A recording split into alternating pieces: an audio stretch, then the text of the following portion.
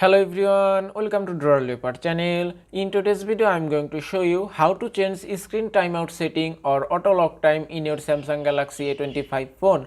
Now the first thing you have to do is go to your settings app. From here, scroll down a bit, then go to display. Now scroll down until you find screen timeout setting. Here you can see screen timeout, then tap on it. Here you can see 6 options: 15 seconds, 30 seconds, 1 minute, 2 minutes, 5 minutes and 10 minutes. You can choose a longer duration of up to 10 minutes. Then select your preferred screen timeout duration. If I select 5 minutes, then go back. Now you can see your auto lock time is 5 minutes. From now, after 5 minutes of activity, this device will lock.